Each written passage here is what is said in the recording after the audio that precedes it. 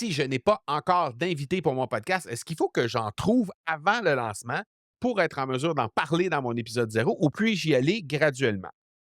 Bon, ça, c'est une bonne question, mais en même temps, c'est assez rapide à être répondu dans le sens où il n'y a rien qui est coulé dans le béton. Quand on a la chance d'être un podcasteur indépendant, ce que ça fait, c'est que ça nous donne l'entière flexibilité et liberté de pouvoir amener, retirer, ajouter des trucs sur notre podcast comme bon nous semble.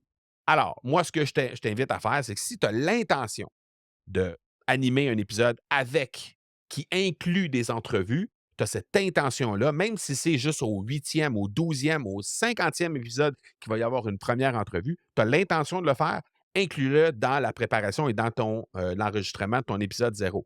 Ce que ça va faire, tout simplement, c'est que ça va indiquer aux gens qui vont venir écouter cet épisode-là qu'ils ont probablement des chances de trouver des invités à quelque part dans le parcours qu'ils vont franchir avec toi.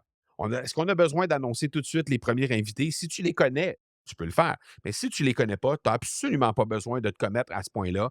L'idée, c'est vraiment de se garder cette flexibilité-là, de se garder cette liberté-là, de pouvoir amener du nouveau aussi à nos auditeurs. Mais si tu as vraiment cette intention-là dès le départ, oui, très certainement, tu peux l'indiquer dans ton épisode zéro sans aucun problème.